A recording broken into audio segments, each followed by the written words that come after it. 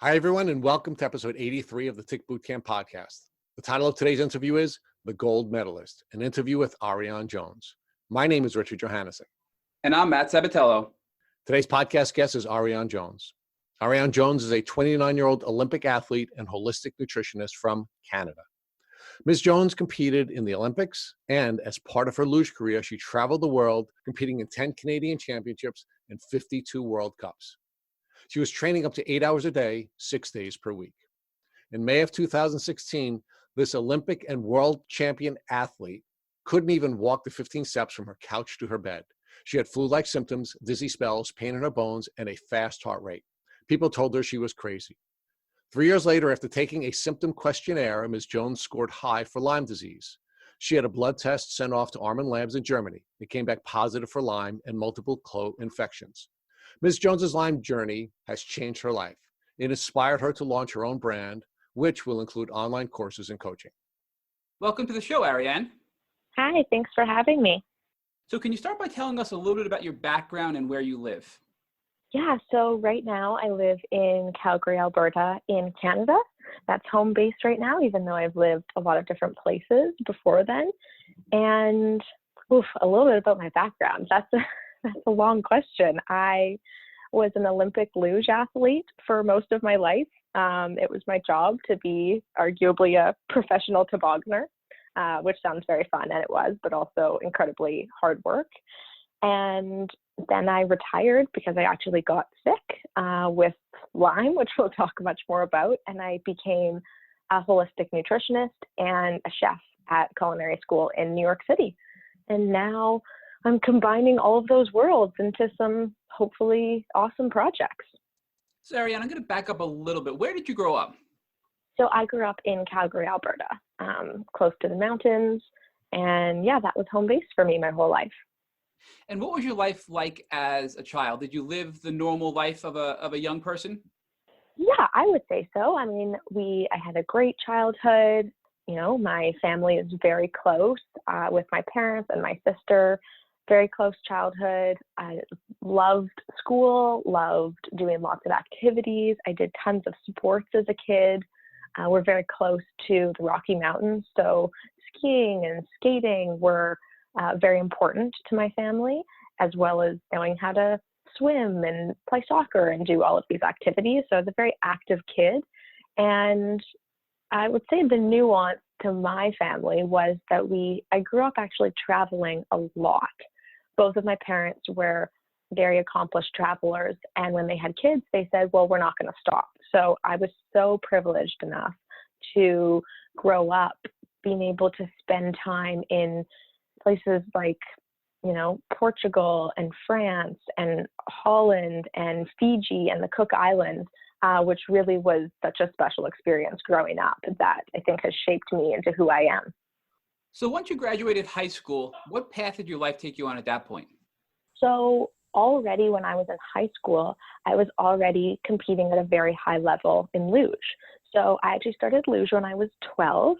And the reason I was able to get into it is because, of course, Calgary had the Winter Olympics in 1988. And so they had an Olympic luge track in the city.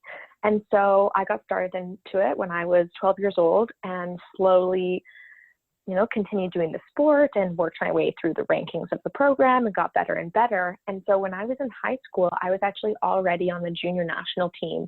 I went to a sports school to allow for the fact that I could travel kind of 3 to 6 months a year already at 15, 16 years old over Europe to compete.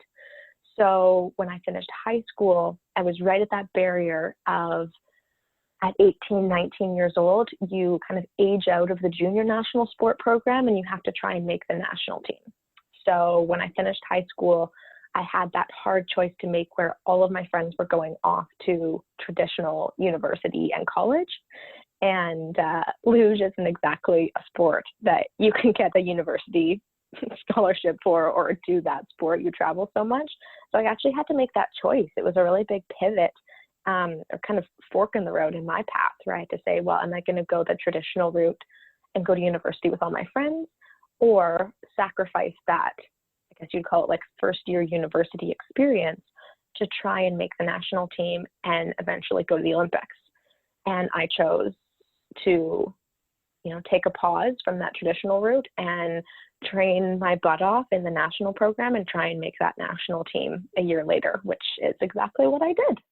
Talk to us about what your life was like at this point. You were very active and you lived a go, go, go life as an extrovert. So how did this continue on after high school? What were some of your successes? What were some of your struggles? Can you talk to us about those things?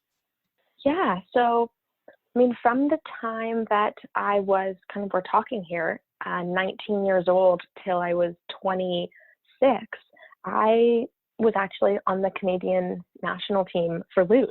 And so my life looked a lot different than, I would say, a traditional early 20s individual. But I was training for World Cups, World Championships, the Olympics. So my life kind of had two seasons. It had summer and winter. And in summer, we were training in the off season for luge. And so we were training, probably like 6-7 hours a day, 5 to 6 days a week, whether that was in the gym, lifting weights, doing circuits, playing floor hockey and soccer with our team, doing swimming, going for hikes, tons and tons of training. My life was pretty much train, sleep, and eat consistently all summer. And then whenever I had any extra energy on the weekends, it was either more eating and sleeping, or it was let's go for a hike as cross training. So it was always extremely active. And then on top of that, I was completely an extrovert. And so whenever I had an ounce of extra energy after pouring my heart and soul into training, I would go for coffee with friends and go see all of my friends, because I traveled the other 6 months of the year. So when I was home, I really enjoyed seeing these people that were really close to me.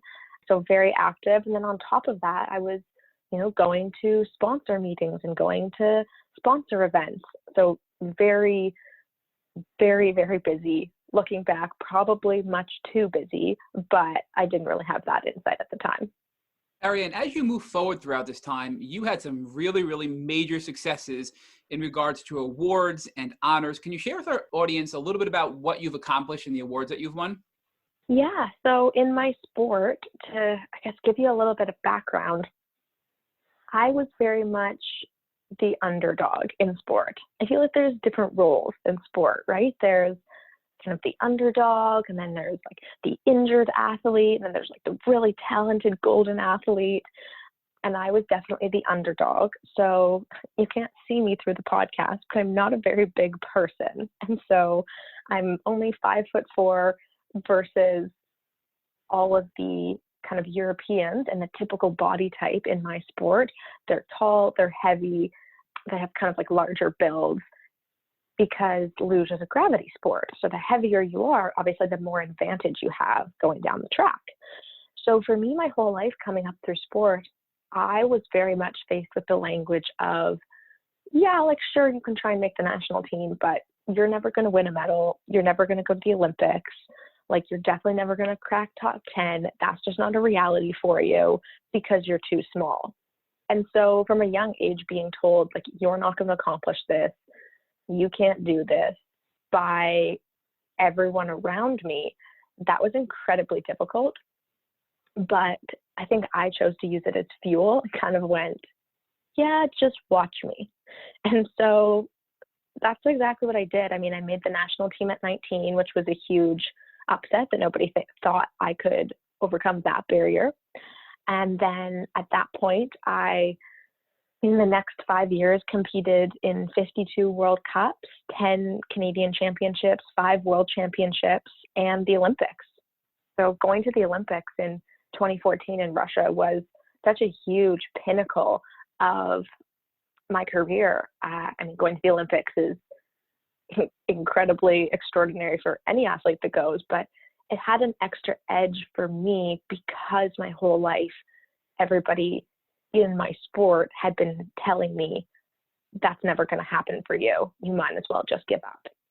So going to the Olympics was such a huge moment. And then in the season following the Olympics, I actually won my first World Cup medal, which again was such a huge pivotal moment.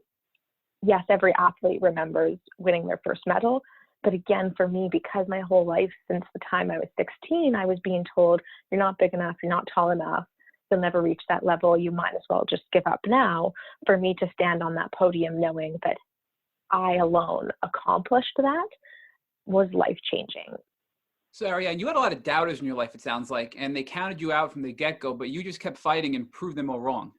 Very much so. And to be clear, my family is not in that bubble. I mean, I had the most supportive family and parents that were, did not care at all what results I got, just loved me unconditionally and were so supportive of me. It was very much more individuals in the sport world that, the whole time since I was about that 16 age of like kind of trying to move from more recreationally doing your sport to very competitively doing your sport, that constantly were telling me, you're not big enough, your body and what it is right now isn't enough, you're never going to make it to this high level. Not even doubters, but just plain, that's not going to happen. So it sounds like there's a little bit of foreshadowing here about what you encountered with your career as an Olympian luge athlete to where you are today with your health. So after you participated in the 2014 Olympics in Russia, you then followed up to win another World Cup medal, and then you had a major accident occur. Can you talk to me about what that was and how it affected your career? Yeah, so in the summer of 2016, I actually broke my back. And that was not fun at all. I broke my back, and after that point, I was told by my neurosurgeons and team of doctors that for 12 weeks, they couldn't tell me if I'd ever be able to do my sport again. So I was allowed to lay and do physio, and that's it. And they'd be able then in 12 weeks to revisit the idea if I could even try. So those 12 weeks were a very, very dark period in my life.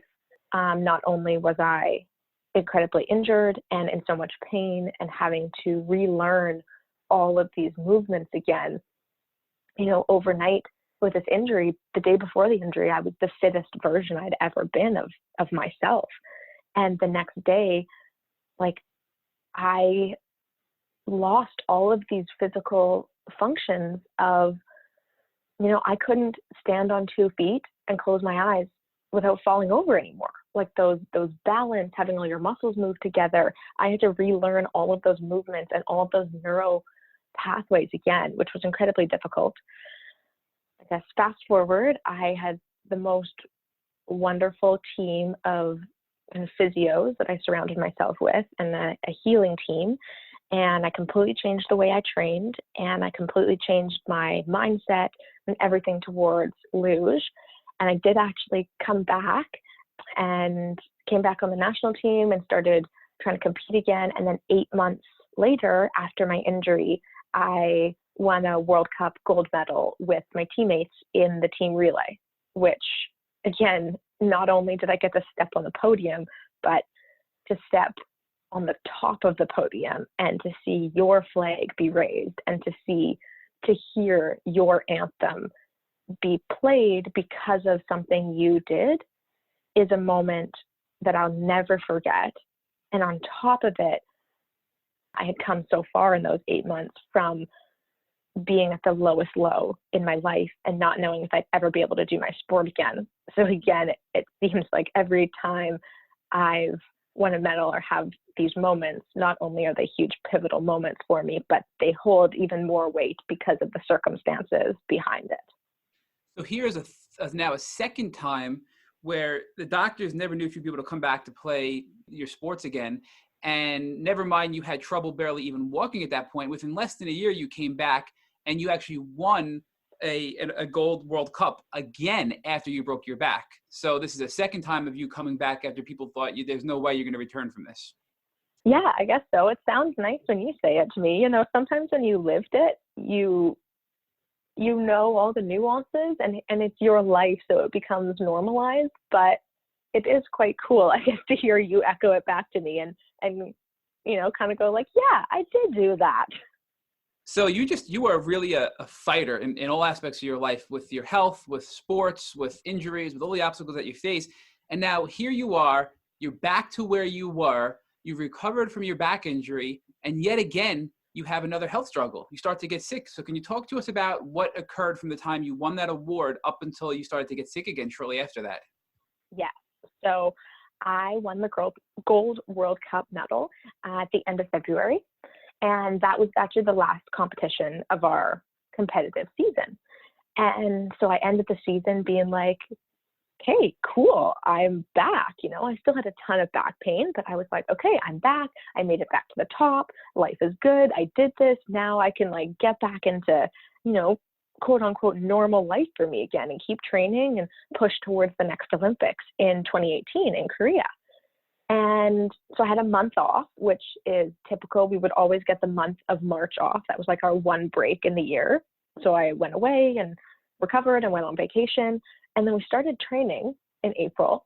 And right away, things started to be different. And it started with the fact that I was like pulling a muscle like every week of training. Like one week I'd pull my lat. And so then I'd be like, okay, weird. Never really happened to me before, but I guess, you know, my body's getting older. So I won't do upper body this week. I'll do lower body to let it heal. And then I'd pull my quad.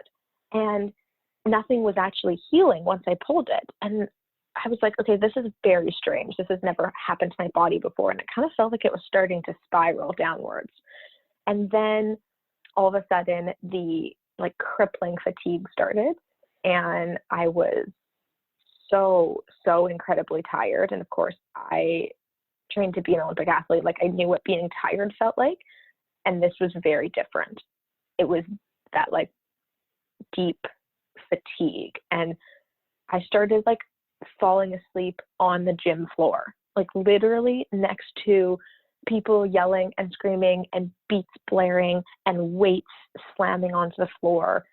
And I was like nodding off because I was so tired. And I lived a 5-minute drive away from the gym because I lived at the gym practically at that time in my life. So I wanted to live close. And I would leave the gym to drive home 5 minutes and have to pull over to like fall asleep because I was so exhausted. So that's when those huge red flags started happening for me. And no amount of sleep would make it better. Did you seek medical guidance at this point? I mean, these are really sort of alarming symptoms compared to where you were in your health previously. So did you go seek any doctor's advice to what was the root cause of these symptoms at this time?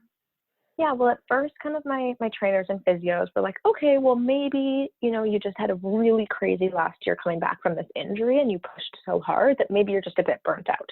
So they actually said, okay, why don't you take a week and go to the mountains? Like that was my happy place in Canmore, right in the Rocky Mountains where, you know, my family had a place. And so they said, go to the mountains for a week, don't train, rest, sleep, and then come back.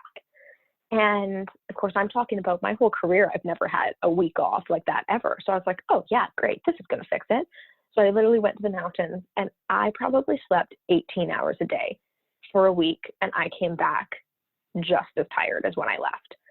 And that's when I was like, okay, I was starting to get these inklings that something is very off here. And that's actually right around the time that these huge episodes started to begin. So could you walk us through the next steps? You started to have these really huge episodes and your symptoms began to worsen. So can you talk to us about what these symptoms were and how you chose to handle them with your medical team? Yeah. So I started having these episodes. So it started, you know, one evening after training, all of a sudden I was like, oh, wow, I feel like I'm getting the flu. And I started getting that like full body, deep ague ache where like I didn't want anything to touch me and I was so sore and like my brain was really foggy and I couldn't breathe very well. And so in my mind, I thought like, oh shoot, I'm getting the flu. So I went to bed, woke up the next morning and felt even worse. So I called my trainers and I said, hey, I had the flu. I'm not coming to training. And so then I just spent that whole day like eating lots of really nutritious food and hydrating and like sleeping all day and resting. And then the next day I actually woke up and I felt quite a bit better. So I was like, in my mind, it's like, cool, kicked the flu, you know, like I listened to my body and I rested and I did all the things and I got over it. Cool. So then I went back to training and I trained for about a week and then it happened again. And I got this episode, except this time it was a little bit worse. And it also came with nerve pain down my arms and it came with like a really, really like deep pain in my chest, and I was having a hard time breathing. But again, I kind of did all the healthy things for 24 hours, and then I felt better. And so again, I went back to training. And then the next week it happened again. And at that point I was like, okay, this was not the flu. Something else was going on. And at this point, one, the episodes were getting more severe. And two, I wasn't bouncing back from them the next day. Like the first time it happened, I kind of bounced back to arguably normal, like that fatigued normal that I was having. But after this third one, like I was just a shell of a human afterwards. And I was still left with like this body pain, and I really couldn't breathe very well at all. And I felt like I was living at elevation. My brain was so foggy, I like couldn't think straight. And that's when I went to to my trainers, to my physios, to my doctors, and I said, hey, I'm really scared. Something really scary is happening in my body, and I don't know what it is, and something's really wrong. Did you not go to doctors prior to this because your trainers that you had so much faith and trust in were telling you it was just a sports-related injury, you were just stressed, you just got the flu, and you were listening to their advice rather than going to seek medical guidance? Yeah, I mean, this all was happening also between like a 3-week period. I may have made that sound like it was like months, but it was only about 3 weeks. And so, yeah, I wasn't going to the doctors because I didn't normally, like if I got the flu, it was like, okay, go home, rest, come back when you're healthy. Okay, you're tired, probably from all these injuries. Like, yeah, I had so much faith in kind of my trainers and my physios, and they knew my body so well, and I knew my body so well that I was like, yeah, I'm just going to rest this through. But after kind of at this about 3-week point, that's when finally they sent me to kind of like my sports medicine doctor. And that's when we really started like escalating the severity of this very quickly. And at first, like because I had all this like very, very deep pain, was kind of, it would always start actually in my T-spine. So kind of like the upper part of my spine is where all that pain would always originate, and it would kind of spread through my body from that spot. And so because of that, of course, being in sport and having had a spinal injury, immediately I was getting x-rays on my spine and MRIs on my spine because everyone was worried that I was having another like spinal cord injury, that because I've had that before. In typical sport, when things go wrong, you're looking at very like physiological injuries. Have you torn something? Have you broken something? All of that. And that's kind of where we started. But then of course, as we know now, all of those pieces were coming back normal. It's like, no, your spine looks good. Everything in your body looks good. But that's when I started. I was like, no, something's really, really wrong. And unfortunately, I had some people who believed me and some people who didn't. And that was like completely world rocking for me. The fact that I had some individuals of coaches and trainers that I told this, and they said, well, I think you should go talk to the sports psych. To be told that that was arguably in my head was just completely devastating. So let's talk a little bit more about this, because it's unfortunately something that happens to almost all people with Lyme disease, where when they have all of these tests run and they come back that you're fine, their doctors, their friends, their family in some cases say, it's just in your head and it's a psychological issue. So what impact did that have on you personally? Were you doubting whether or not you had a real physical illness? Were you saying, no, I know I'm sick and we need to get to the bottom of this? And what real impact did it have on you, having all these people sort of turn on you at this point in your life? I don't even think I have the right words to explain how devastating that was. Because, well, first of all, thank God, like my family and my boyfriend, who I'd been with for a really long time, they could very clearly see, okay, something is super wrong here, and they were very worried about me. But when I told trainers and coaches that they had been in charge of my body for the last decade, you know, they created my programs, they worked with me to create all of these pieces to becoming an Olympic athlete.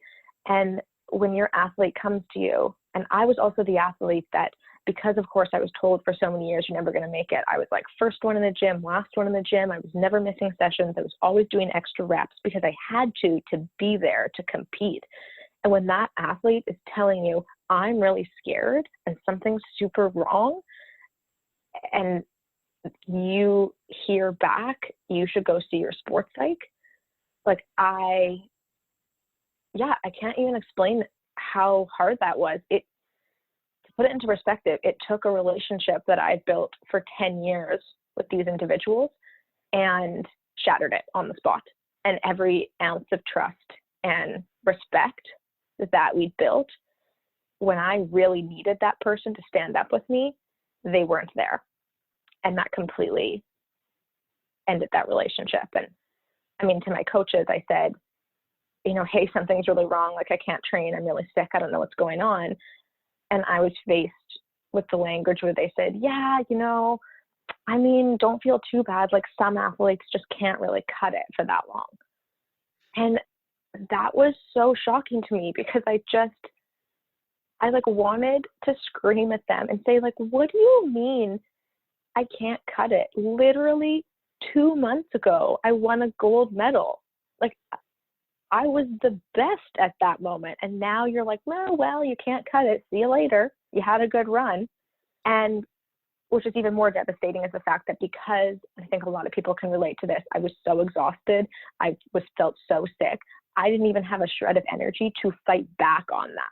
Like, I think had I, you know, of course now if I'm healthier, I would have fought back on my behalf, but I was such a shell of a human that it just kind of further devastated me, and I couldn't even fight for myself, which makes those situations even more painful.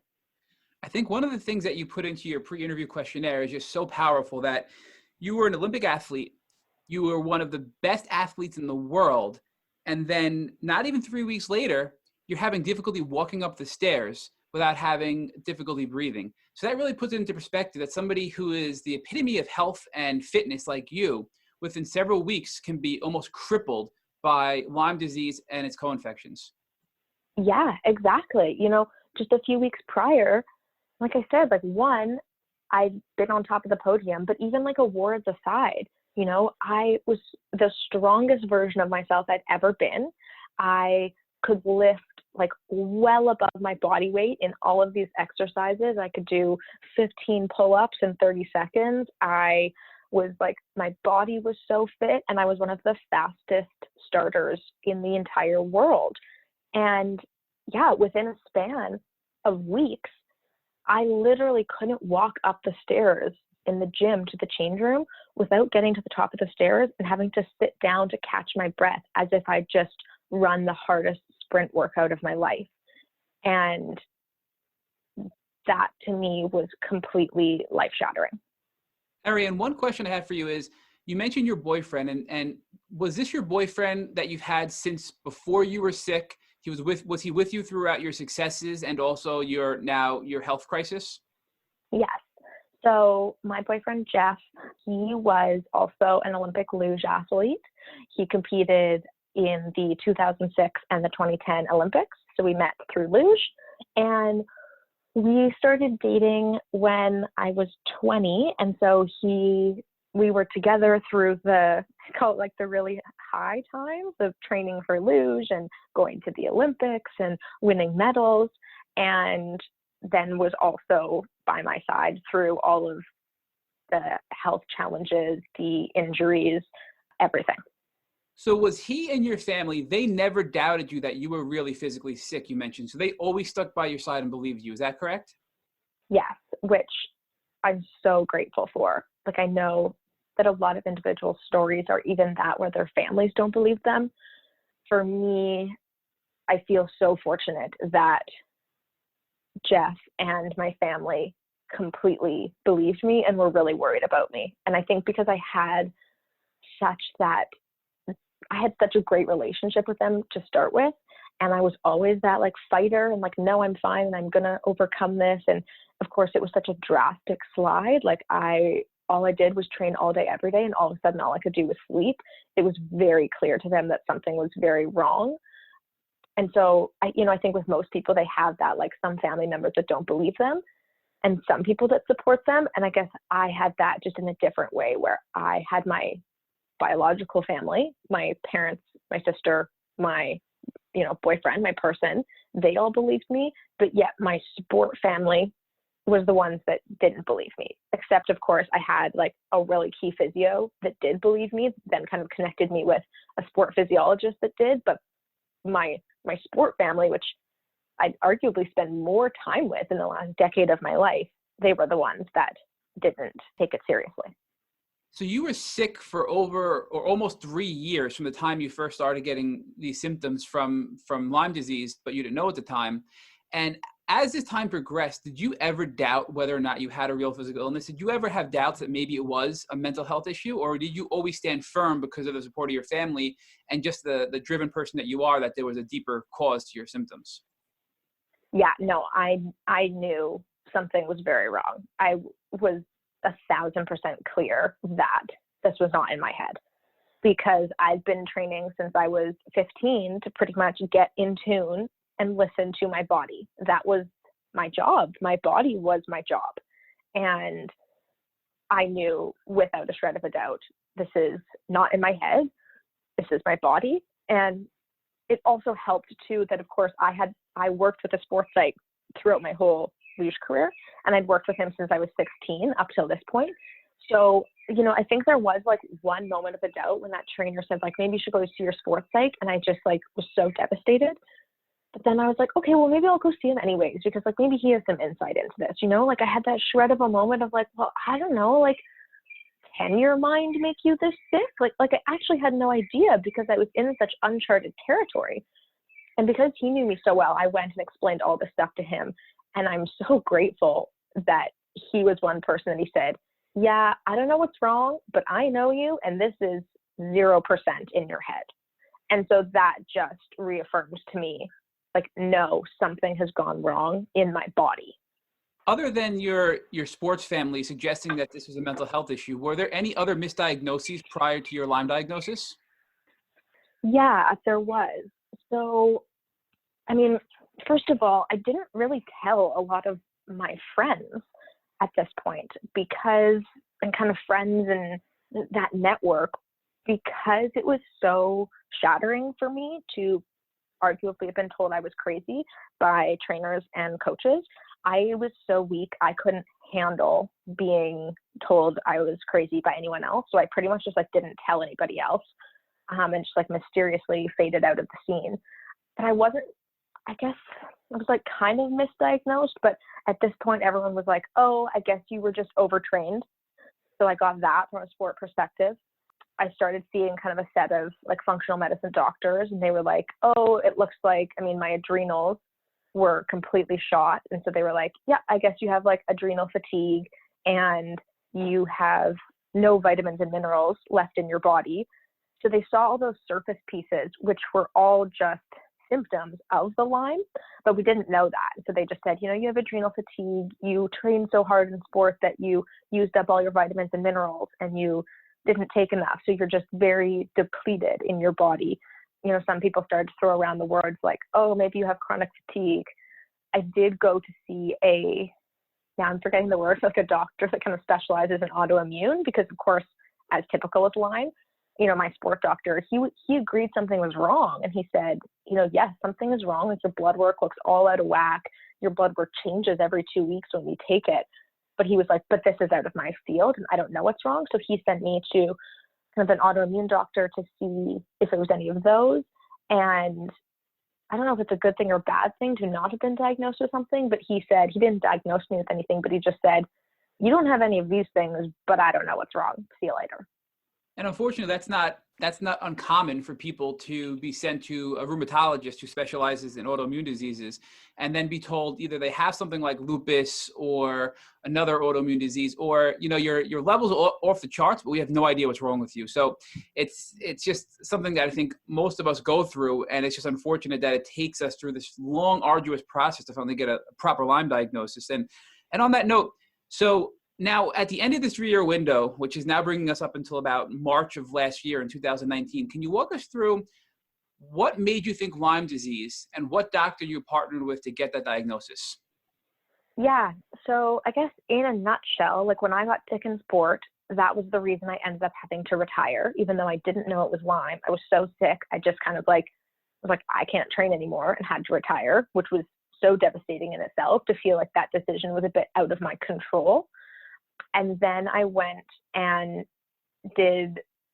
got all my school for being a holistic nutritionist, because I kind of came out of sport and was like, I need to do something, even though I was so sick. And nutrition had become so mind-blowingly interesting to me when I broke my back, because I used it to help my body heal, and it had such profound impacts.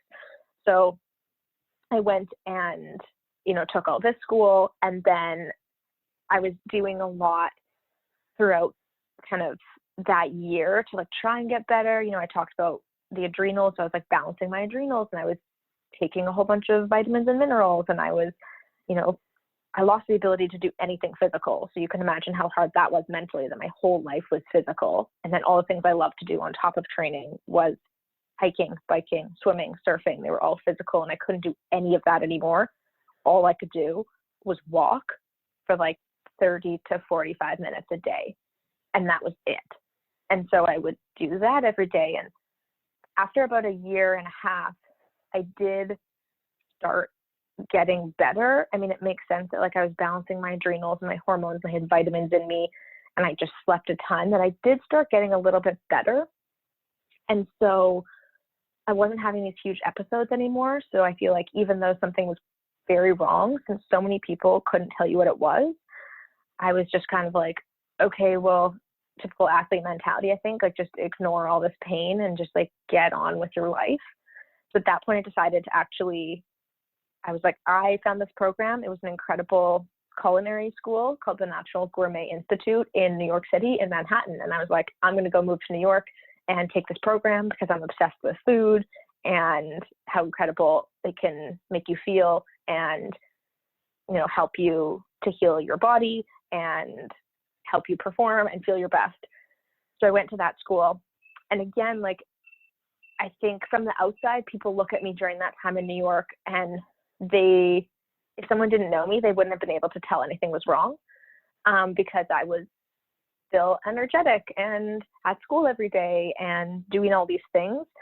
But I completely had a mask over it. Like, I was having all these symptoms.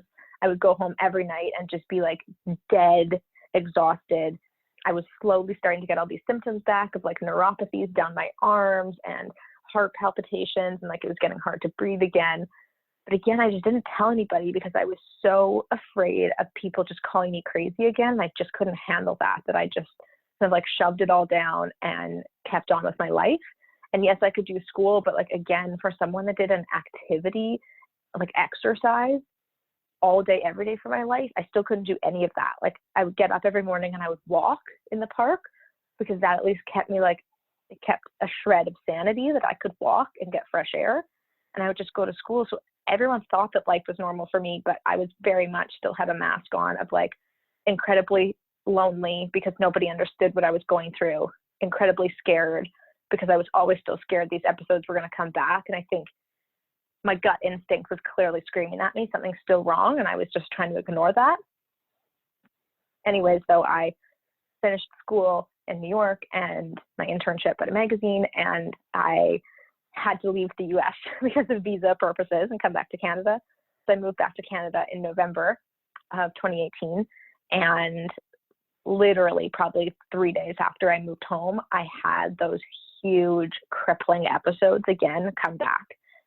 And that to me was earth-shatteringly devastating again, because at least in my mind, like, even though I wasn't doing well, I kind of thought like, okay, I haven't had these big scary episodes in a while, so at least I'm slowly getting better. Maybe I'm on the right path.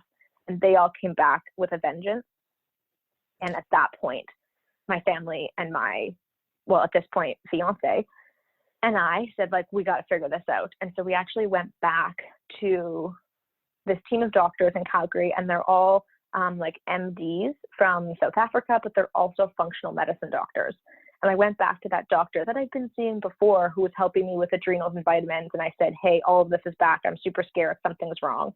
And that's when she thought about it for a while. And she said, it sounds like you're having like a crazy immune response to something. To which, of course, I was like, what do you mean an immune response? Like, I feel like like achy and pain and I can't breathe and my brain doesn't work. Like, immune response, like, that seems crazy. But she said, will you just fill out this questionnaire for Lyme? So I said, yeah, sure. So I filled out this questionnaire, and she said it was the questionnaire from the Armin Labs in Germany. And she said, if you have a score of 4 or above, we at least just need to put Lyme on the table for discussion. So I said, okay, great. I filled out this questionnaire and my score was 14.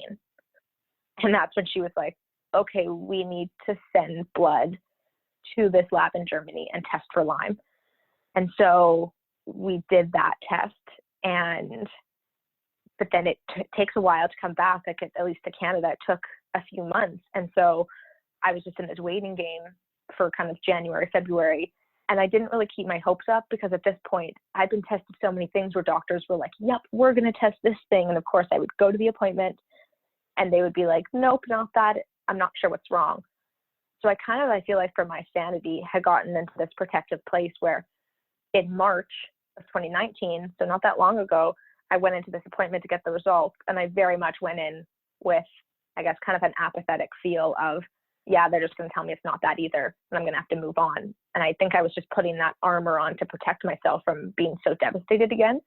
But I walked in and the doctor was like, yeah, so you have Lyme and all these co-infections. To which, of course, I was mind blown because I was like, wait, how can I have all of those things we tested for? And what are those things? And I knew nothing about Lyme. And so I definitely came home pretty shell shocked from that. Let's talk about what that was like emotionally. You've been almost, debilitated and sick for over approximately 3 years. And now you finally know the root cause of all of your symptoms. What was that like for you emotionally? Oh, a roller coaster. I think maybe is probably the right word. I mean, I was in complete shock and disbelief when I left. Like, I think I went into shock when I left that doctor's appointment. Of course, I went to the doctor's appointment alone because most doctor's appointments, they were like, no, not that. So I didn't feel the need to like bring someone with me to help me listen. So I left alone and just like sat in my car in just like complete silence and complete shock. And then, of course, I called my fiance at the time, followed by my mom and, kind of like my parents and my sister. And, I said to my fiance, I said, I told him the news. And I mean, everybody was in disbelief because you feel so many emotions of like, at a moment, you obviously don't want to have Lyme. So like, you never want to get diagnosed with something like that. So you're sad you have that. But at the same time, it was actually incredibly relieving to have a diagnosis. And so I was actually really happy to have that news. And I think my sister put it in such like poetic terms where she said to me, now at least your enemy has a face and a name. And I thought that was so poetic to think of because yes, I think before in my life, it felt like as if I was in a room and there was a whole wall of like puzzle boxes. And I had all these mystery symptoms that were like one puzzle piece from all these different boxes.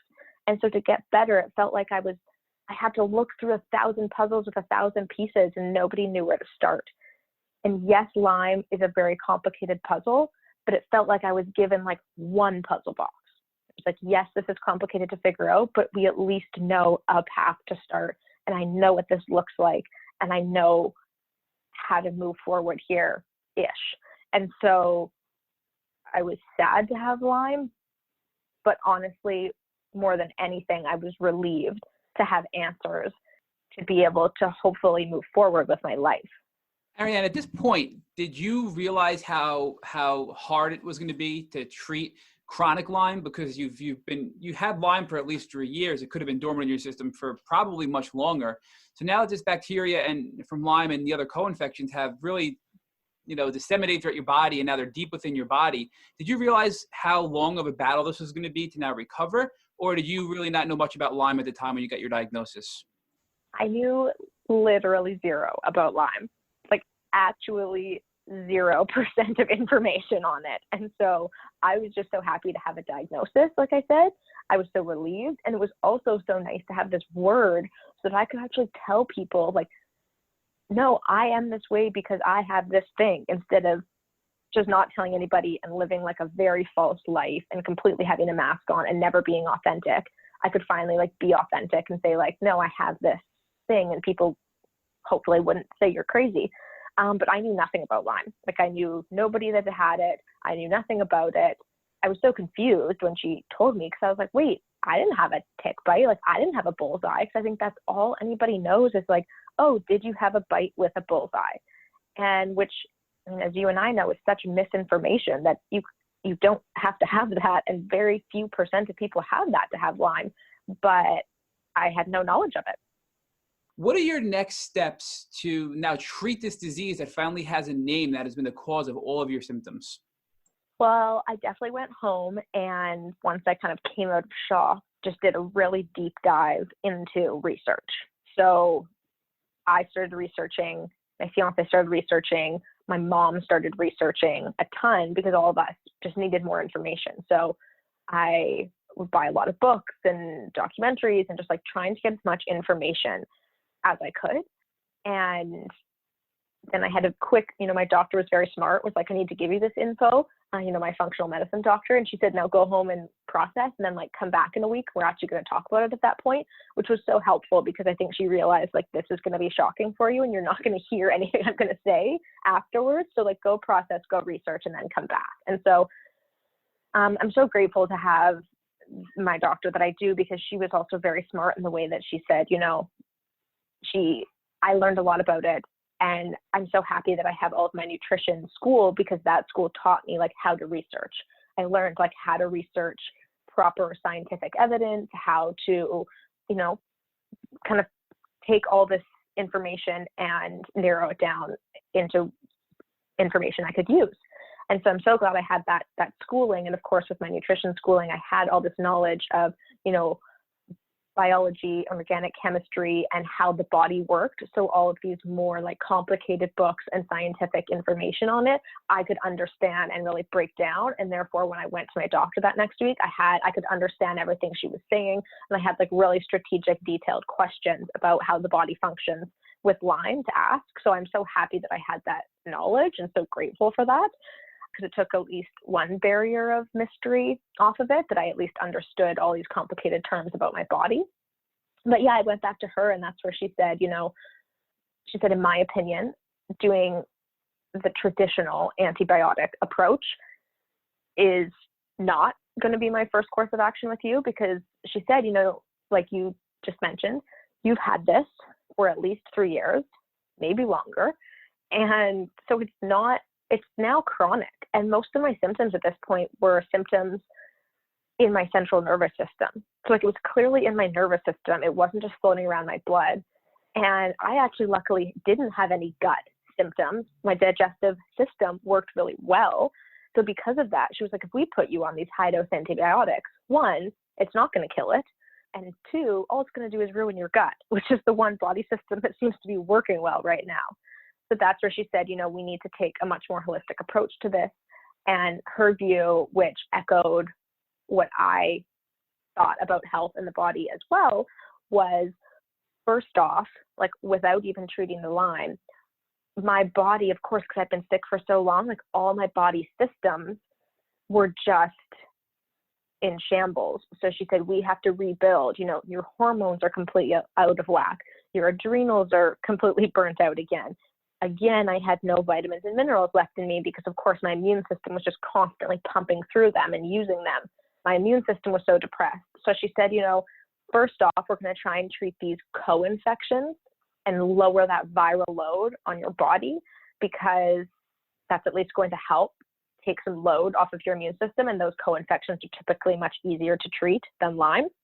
So we started doing kind of some herbs and like ozone therapy to get rid of those co-infections, while at the same time actually just boosting up my adrenals, my immune system, supporting my nervous system, supporting all those body systems. Because in her view, she was like, Lyme is very tricky, as we all know. And so we need to get the rest of your body in like optimal fighting shape, so that it can help us get rid of the Lyme and do what it's meant to do, which is, your body wants to be healthy. It wants to do everything it can, but right now you're just so depleted of everything. So we need to build you back up again, which is completely what I needed to do, because I was, as I call it, a fragile flower.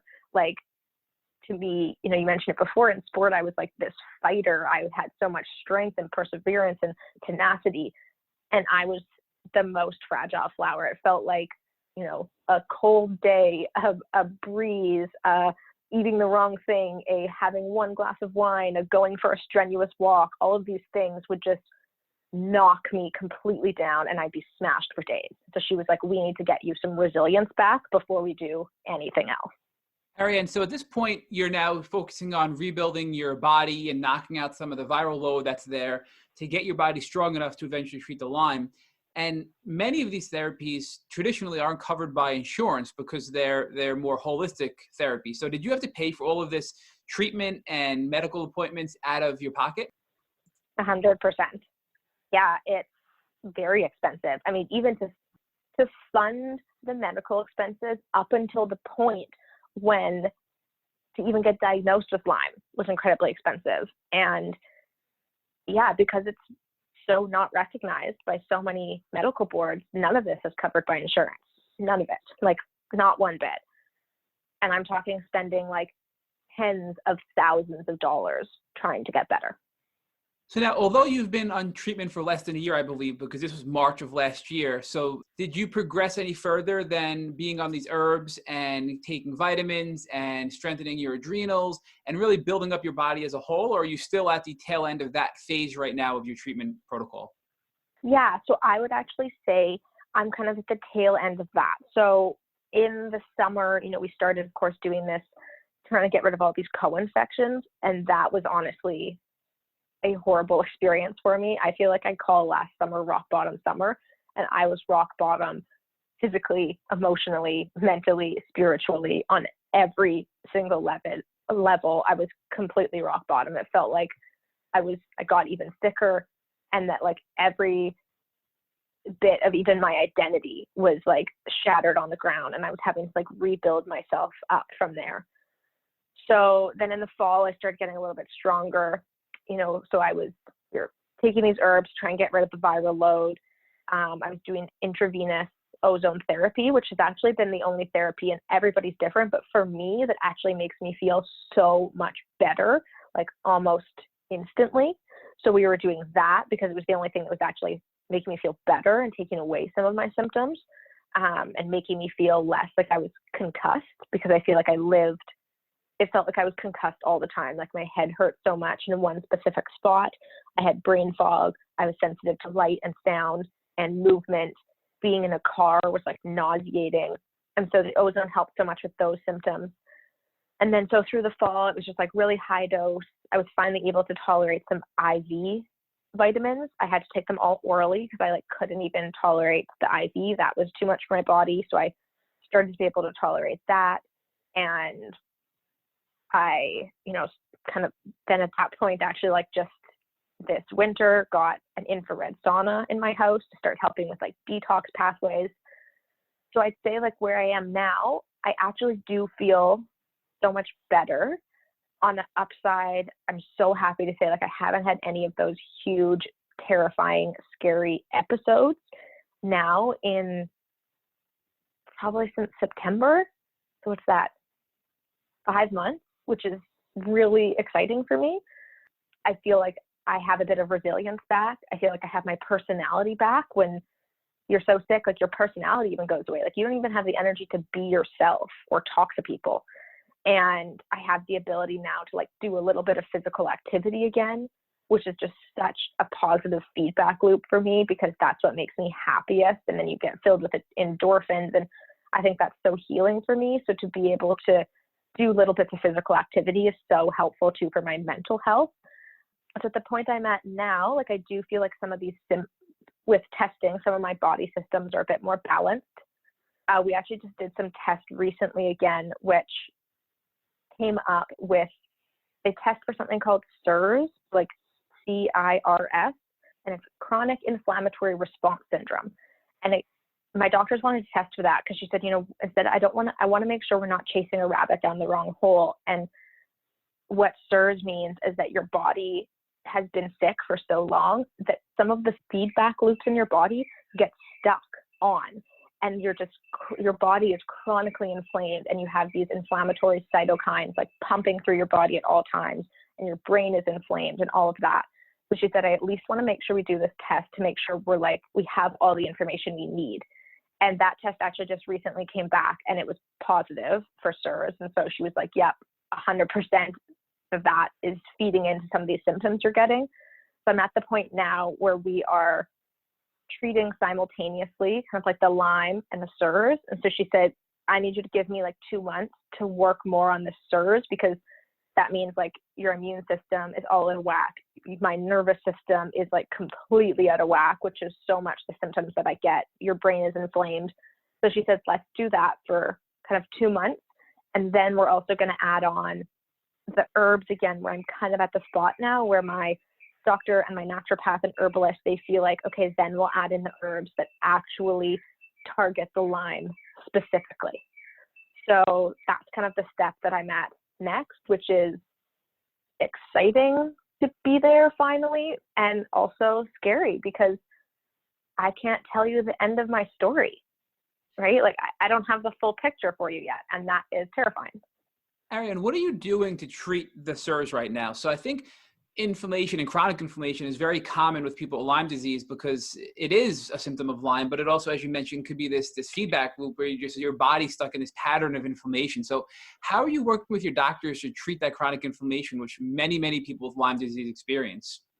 Yeah, so actually the positive thing with SIRS, which sounds so funny to say, but with Lyme, of course, we were like, let's try these paths. And right at the beginning, like 3 of those paths made me so much sicker. We were like, okay, let's change course. Let's try another one. And, like we've talked about, there's no just here's plan A through Z on how to treat Lyme. It's so complicated. With SIRS, what my functional medicine doctor has started to educate me in is that Dr. Shoemaker, I believe is his name, is one of the leading researchers in SIRS. And he kind of has created this pyramid of treatment where he's found, and my doctor's actually treated other people with this. And what she's found is there's this like very step-by-step approach that actually does work to get you better. And that was like so comforting for me to be able to hear her say, because of course at first when she said, yeah, you have this too. I kind of was like, well, what the hell? Like, how can I have all of the things? But she said, yes, but this one has this, like, we're going to do this step, we're going to do this step, and we're going to follow his protocol, and you are going to get better from this. So to have at least one piece of what's going wrong in my body, have a protocol to follow is so helpful. So I would say like there's a lot of information on it online on Dr. Shoemaker's SIRS protocol, and she's running me through it. So I've only just started, and right now it's very supplement based.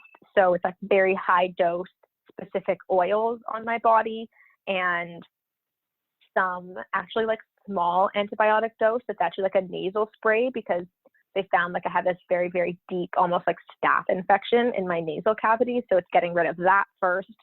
And actually some of the first steps of that pyramid I've already done, which is great. So some of the first steps of that pyramid for SIRS and as well for Lyme have been like getting rid of EMFs, like electromagnetic fields around you, cleaning up your diet, eating like no gluten, no dairy, very anti-inflammatory diet, trying to lower cortisol in your body. So incorporating like yoga or meditation or whatever can lower your cortisol. Those are actually all this base of the pyramid. And I have been lucky enough that in the past 3 years, and because my world was kind of in like holistic health, I had incorporated those things actually on my own via gut instinct, where I was like, I think I need to take out these foods, and all of those pieces would make me feel just like slightly better. So I'd actually already incorporated all of those more like holistic, full picture modalities. And now we're kind of working through like the supplement medication steps up through this process. So there's this recurring theme that keeps coming back with you, Arianne, where last summer you are down for the count. You're the worst you've ever been. And this is all the result of treating the Lyme or really rebuilding your body. But yet here you are, not even a year later, and you've come back so far. And just clearly speaking with you on this interview today, we've seen how much you've grown and how much your brain fog has dissipated. It's just amazing to see. So here's that theme again of you overcoming these obstacles where it seems like there's no end in sight and there's no real solution, but yet you're a fighter and you come through and you're not there yet, but you're almost at the end of this journey to heal from Lyme disease. So it's really inspiring to see that. I'm going to end with asking you one final question. If you woke up tomorrow and found a tick biting you on the leg, what would you do? Oh God. I feel like you saying that gave me like a full stress response over here. I mean, of course, I think it's naive to be like, I would feel in control and whatever. I would panic for sure, because that's what started this whole journey. But then I would panic, and then I would calm myself down. And I think at this point, I would remove the tick and keep it and send it off to, depending wherever in the world I am, the appropriate center to get it tested. And before that even came back, like I would immediately be on the phone calling my team of doctors that I have so much trust for, telling them what happened and saying, what do we do right now in this moment? Thank you for listening to the Tick Bootcamp interview with Arianne Jones. To our listeners, we have a call to action. First, if you'd like to learn more about Arianne Jones, please visit our Instagram at JonesArianne. Second, if you enjoyed this episode of the Tick Bootcamp podcast, please share it with your friends by using the social media buttons you see at the bottom of the post. Third, we here at Tick Bootcamp have created a Tick Bite Blueprint that has been inspired by the information that has been shared with us by our past podcast guests. We urge you to visit our website at www.tickbootcamp.com to view the blueprint. We would appreciate it if you would contact us with any suggestions you have for improvements. Fourth, don't forget to subscribe to this podcast on iTunes, Google Play Music, or Spotify to get your automatic episode updates of our Tick Bootcamp podcast. And finally, we thank you, our listeners, for your comments on our past podcast episodes. Please take a minute to leave us an honest review on iTunes, on Instagram, or on our website. We make it a point to read every single one of the reviews we get. Thank you for listening.